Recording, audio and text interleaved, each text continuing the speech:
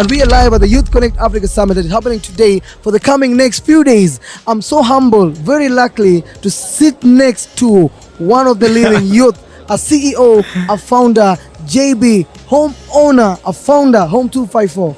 Wow. Welcome to Baze Radio. That introduction, man. A young millionaire, of course. Yo, don't put me on the spot though. Do people call you successful, a young successful entrepreneur? Oh yeah, people usually, okay, I don't call myself yet successful yet, but I'm on the path of getting to that point. You didn't see me on the top 100 list, so I still need to work on that. You're working on that? Yeah, I'm working on that. Maybe next year I'll be in the top 100 list. Inshallah. For those that are listening, maybe for the first time, maybe give us a small intro about yourself. So my name is Joe Brian Jura, the founder and CEO of Home 254, a Kenyan fashion brand that not only focuses on fashion, but gives people that feeling of belonging. Yeah, Home 254 started in 2015. And now, how many years later? 8. That month. 8 years later, here we are at the Youth Summit, working with Safaricom Hook.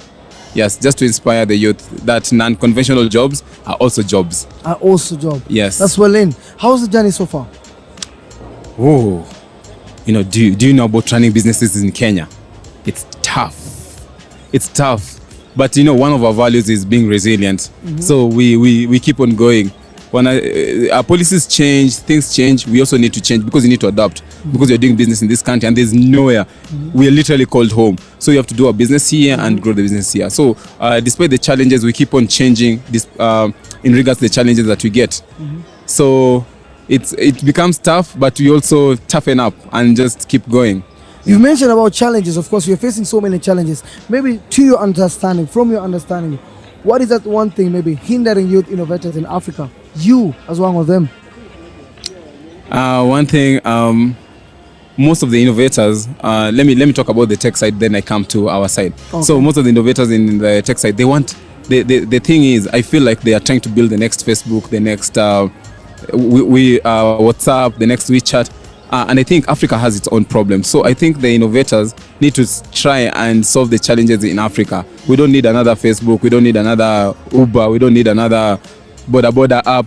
So I think we need to focus on the challenges that you're facing in Africa. So for us in the fashion industry, the challenge you're facing is we don't do quality raw materials here in Kenya. So we have to outsource raw materials, which is and we have resources and they don't know what's happening. I'm also trying to understand what's happening in the cotton industry, the fashion industry. We don't have policies in place. We don't have things that are guidelines that protect us in terms of these kind of jobs. So as innovators, the challenges that you're facing is such kind of things, because without raw materials, we can't do business. True. Yeah, if we need to import raw materials, it's expensive for us. So, and we have to change the price, and the economy is messed up. So you do a business and you don't have clients because you have to keep on changing your prices. So we get those kind of challenges. But maybe I will have a cotton farm maybe soon. Yeah. Inshallah. Do you have maybe ideas in place, maybe plans, maybe if you can get a chance maybe to share with our leaders in the country, maybe they can try implement in terms of laws, in terms of now how they can partner, how they can come on board for you guys to make sure when it comes now to importation of materials, they can reduce now in terms of percentage. If you guys import like 60%, it can be scaled down to like a 40%, so that they can empower now, they can channel to the local farmers. Yeah, I think if we have a real sit down with the leaders, right? Us in the fashion industry, we can be able to share with them our problem, the problem that we're facing, and maybe the solutions that we feel can be implemented in regards to the state of our nation, right? So I think we need to revive the cotton industry. I think that's the first step before we even try checking what technology to put in. I think that's the first thing we need to check, because now we don't even have I don't know if you've heard about spinners and spinners. I've heard it. Yeah, they're not here in Kenya, you see, and everyone maybe let's say planting cotton, they will have to export it, then we buy it back. You see, it doesn't make sense. True. Yeah, so I'm not sure what can be done, but that's this conversion, if we have it maybe in the next 2 months, we'll be able to give you a very clear pathway that maybe if our leaders will be able to assist us, we'll be able to revive such industry, and maybe we'll be able to because if we plant cotton, we'll be able to create more jobs. We'll be able to, if they support us with the cash, we can be able to make rolling mills. We'll be able to produce our own 100% cotton. We don't have to lie to people that something is 100% cotton, and yet we know it's like 60% cotton and maybe 40% polyester. So we don't. And people like us running an ethical business, we have to be honest with our clients. If this is not 100% cotton, we'll tell you. And some will be like, I don't want that. I only want 100% cotton. But 100% cotton is quite costly because we have to import. You see, now that if we just have maybe I sit down with these leaders, because they're actually young, we can have a conversation and be able to come up with a pathway or the roadmap to be able to revive this kind of industries. Yeah. Ama wanasema maybe biashara yenu haina pesa. Biashara yetu That's why maybe kuna pesa lakini the margins ni kidogo sana. So you see, we can't make money. Ni kama kubuy soda 30 bob na unaiuza 35. ni kama unauza 32 bob. You see? And you're not pushing mass. We are in a what do you call it? This kind of business in it. See basic needs. Unaona? Ni vitu it's not a want, it's not a need, it's a want. So unaona, why would you buy 3 hoodies? And it's unaweza vaa moja na uyoshe na uirudie. So you see that kind of business na margins ni very small, and you're not pushing mass, because in the fashion industry we are a slow fashion brand. So you're not mass producing. We produce stuff on order because of the environment impact that fashion has. Like our land mills, 60% are filled with the waste from fashion. So we don't want to contribute to that. So you see, and ukiuza hoodie let's say 7K here in Kenya, utakuwa na biashara yako hapo, vitu tu zimehang, no one is buying, no one can purchase. True. That's very true. Just to ask you, maybe you are in the right position to tell me, what is the state of the fashion industry in Kenya in terms of percentage?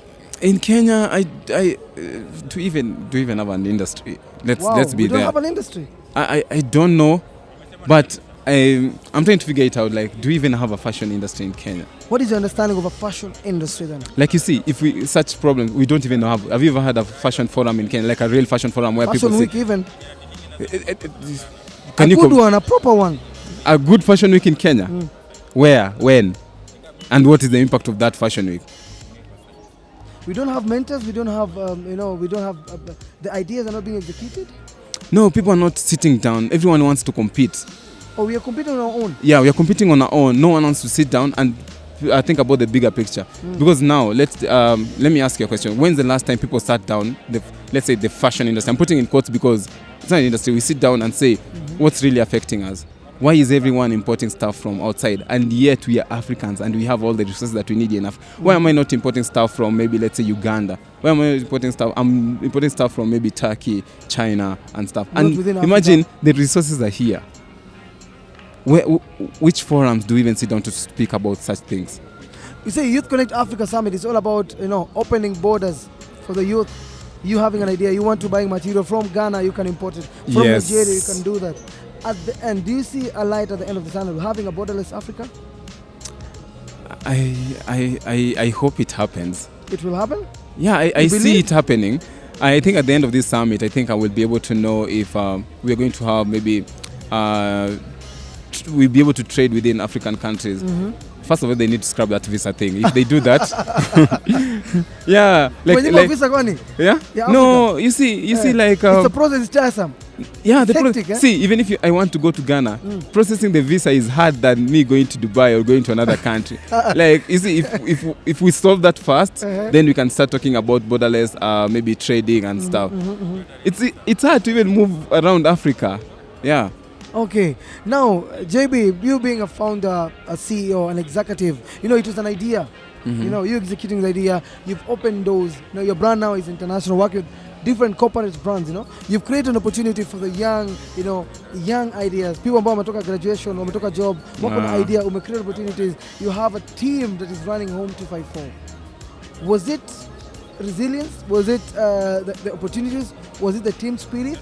Was it the cash you had? Maybe you were in the right position. Ama ni network ulikuwa nayo kidogo. Tulete t-shirt 10 unakimbizwa na panado. Because I believe there's so many people with ideas, so many people, they want to copy paste your idea. Maybe they are even selling your counterfeit, on the brands, but you stand out from the rest. So there's so many questions in that statement, and I really love them all. So the first thing, we don't have cash. We didn't have cash. we have not taken a loan. We have not. Ulianza na ngapi kwanza? Tulianza na 4,800 Kenyan shillings. Okay. Loan ya 2,400 na rent yangu ilikuwa 2,400 Juja. So kucombine hizo mbili inanipatia 4,800. Even ndo tulianza. So I think people underestimate people. I think with the opening world of social media, everyone wants to compare. So watu wataki kufikiria, like they don't want to go slow. So for Home 254, I can say it's the resilience. So Home 254 is resilience too. Resilience and everything. Yeah. Now tell us maybe what is coming, what is in store for you? What's in store for us? You see what you're doing with Safaricom. You see what you're doing with Safaricom, the Safaricom Hook partnership. This is going to be big. We are going to we're on a path of trying to impact small businesses and the youth through the Safaricom Hook. So Safaricom, we want to tap to Safaricom. It's the number one telecom company in Kenya. So tapping into that, we'll be able to impact other. We'll be able to impact other small businesses and people who want to do these unconventional jobs. Because imagine the network that Safaricom has, right? Then brings in Home 254 and shows the world or Kenya that these unconventional jobs can actually have an impact. True. You see the number of lives they will have changed through that. So you many. see, yes, so many. Out of their network, imagine the youth that will have hope, the youth that will be able to get in touch with us. We just work with them and be able to tell them, this needs patience, this needs resilience. And through Safaricom, Safaricom Hook, that's what we'll be able to do. And that's why we're here in this summit. Yeah. All right, lastly, as we wind up, maybe, what is your future as Home 254? What is the future of young innovators in Africa? The future of Home 254? If I say that, one of the dream was we want to be the first, maybe Kenyan fashion brand to trade in the NSC. But you see, there's someone beating us to that. Amen. But as a young person, we still have that dream of being the first fashion brand to trade in the NSC. Then the other thing is just have impacted lives through Home 254. Like you see, bringing, we do collaborations too much. We do so many collaborations. So these lives that people collaborate with us, we want to change their lives so that they can also impact other lives. So that one day people say, Home 254 changed how I do things, how I do my... So everyone who comes through Home 254, we tend to give them systems, structures on how to do things. So the biggest thing we want to do is first that, and be able to have maybe our own raw materials here in Kenya. Like the hoodies that we have, the t-shirt that you have, maybe those raw materials will be made here in Kenya, so that we say 100% made in Kenya. All right, thank you so much, JB. Wanasema life will humble you, but even money can humble you. I was talking to a CEO, founder of Home 254, JB. Guys, remember we are live at KICC. This is Baze Radio, the CEO of the KA.